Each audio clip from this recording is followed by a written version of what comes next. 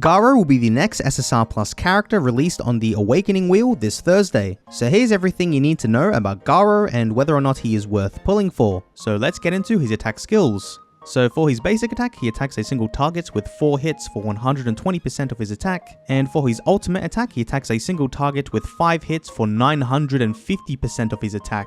And when he crits, he triggers Breakthrough, which is a brand new mechanic that removes the activation of Unyielding and Specialized Unyielding. So this means that Garou Undying Shields will no longer take up to 4 actions, as Breakthrough will allow the enemy to be hit the very next action, and this mechanic activates once per attack whenever he does use his ult. And if you have his keepsake, you'll unlock his Ultra Ultimate attack where he'll deal 1200% of his attack.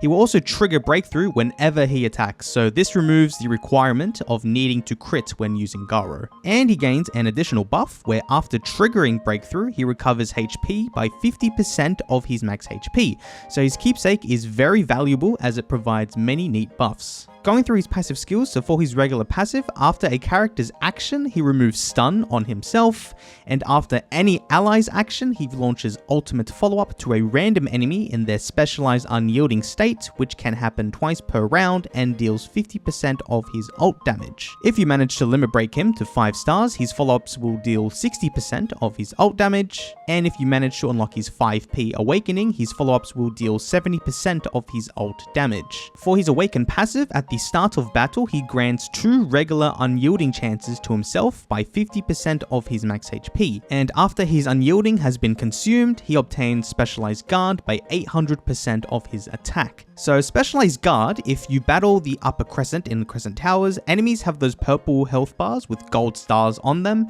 That's what Specialized Guard is. It's basically extra HP where the purple bar represents 100% of their max HP, plus those stars on top which also represent 100% of their max HP.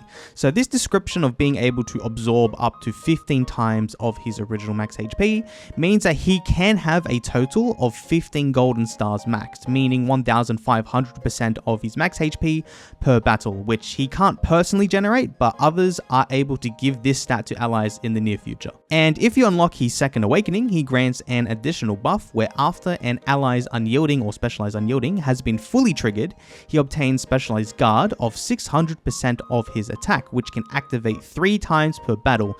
So his second awakening allows himself to become very tanky in battle. Now going through his enhancements for his talent page, I would recommend unlocking both of his talent pages, and from his second page, I would recommend upgrading his base attack, damage rate, and crit. And from his third page, I would upgrade his base attack, ult damage, and crit damage. Those should be your top priority. And then those marked inside the blue circles are also good stats to upgrade if you do have the spare talent points to do so. For his damage sigils, use sword or piercing sigils, and for his support sigils, you can use vitality, bastion, or chaos sigils. For his limit break at a maximum, get him up to 5 stars in order to increase his follow-up damage by 60%. However, I wouldn't need to rush this if you are already working on someone else, like Sonic V2 for example. And in regards to his awakening, at a minimum, get him to 4p in order to attain his crit damage, and crush rate buffs. And whenever you can, if you did pull for his keepsake, get him to 5p in order to maximize his follow-up damage potential of 70%. So for his gear set, the best set for him would be a fiery or drive set. Otherwise, the next best set would be machine, then followed by gunner when paired with a crit build, and then finally followed by primal. And with his gears, if you don't have his keepsake, then you would want a 3 attack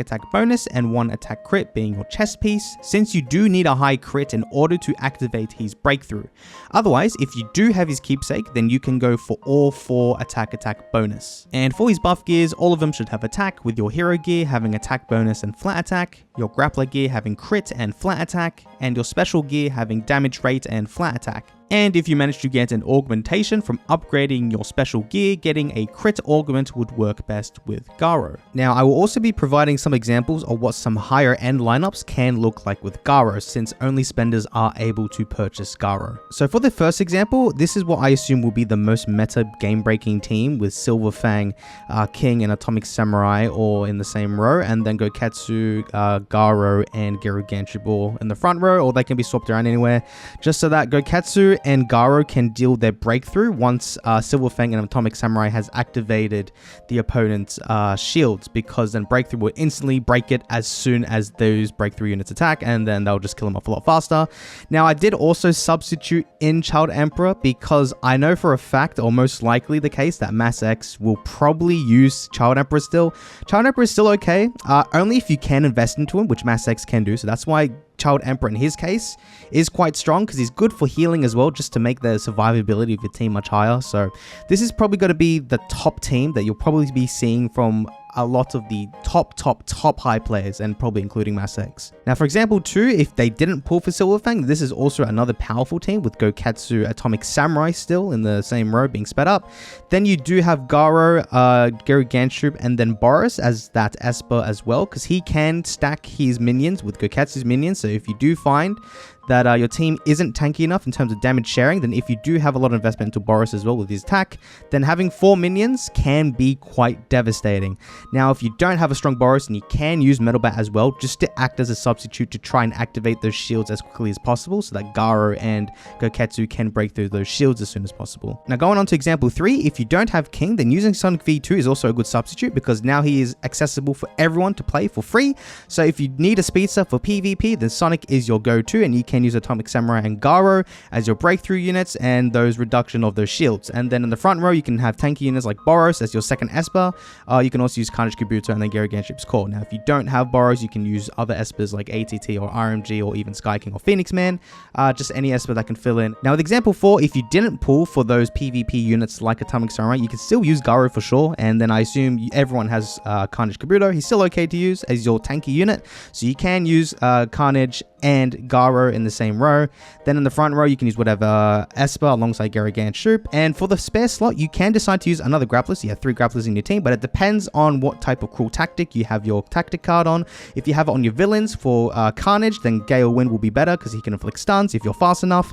Or if you have it on Hero, then Watchdog Man can inflict his seal, and then Garou will be also able to deal his breakthrough, because I have tested and breakthrough does activate from the follow-up, so that is also quite a game-breaking feature. So those are some examples of what some teams can look like with Garou. So, going through the main takeaways from this unit, he is a super strong single target DPS unit for his high damage output of up to 1200% of his attack, which is extremely high for a single target attacker. He also counters unyielding units, and Gary Ganshoop's Core as breakthrough is able to completely remove all the states of unyielding, compared to Atomic being only able to remove 2 of those states at a time per attack. He also has great survivability with the introduction of Specialized Guard, so this is why many people may opt with a drive set over Fiery to make him survive as long as possible. They still work Fiery and Drive, so you can always alternate across units. And finally, he will be great in your PvP lineouts to inflict breakthrough on all of your enemies' undying shields,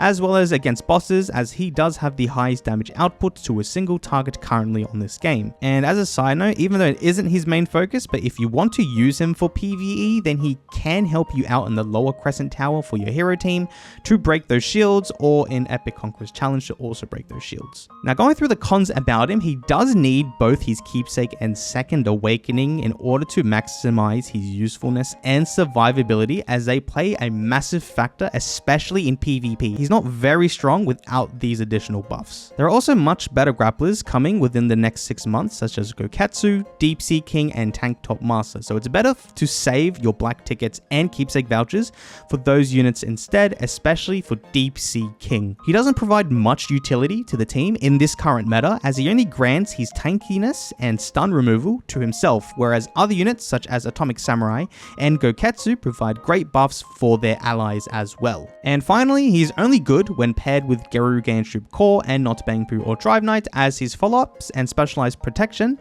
heavily rely on those shields being broken, which isn't possible when going against these cores. So, should you pull for Garou? So, for free to play and low spenders, you will have to skip him since he isn't accessible without paying money. For mid spenders, he's also a pretty easy skip since he does require full investment in order to be strong, but if you do have the funds and need a hero that badly, to inflict breakthrough for hero-related content such as Crescent Tower, then Garou isn't a bad option to pick up. Otherwise, you can wait until Tank Top Master comes out during his banner. And for high spenders, with both Garou and Goketsu being released in the same month, Goketsu is the much better unit out of the two, so I would also skip him if you can and save money, but if you really want him and want to be really strong in PvP for the time being, then you can pull for him with his keepsake for sure, and second awakening if possible, as he becomes really tanky with that second awakening. And now I present the predicted SSR Plus timeline for global. So now with Moonton deciding to release both Garou and Goketsu in the same month, everyone has been pushed forward by a month. So now we don't know if they are going to continue to release 2 units per month. So we're going to have to wait and see until next month to verify if this will be a consistent pattern. Otherwise, I don't really have any news about when Phoenix Man will be released on the Awaken Wheel, so I'm still going to predict that he'll be released around July. Anyways, that wraps up the end of the video. I'd love to give shoutouts to all of my YouTube members, as you guys are massive contributors in making this type of content possible. If you're new to the channel and enjoyed the video, then please subscribe to my channel and click on the notification bell to stay up to date in keeping your One Punch Man account the strongest. Feel free to leave a like and a comment down below if you have any questions you would like to ask me. So anyways, that's all for today, and I will catch you all next time.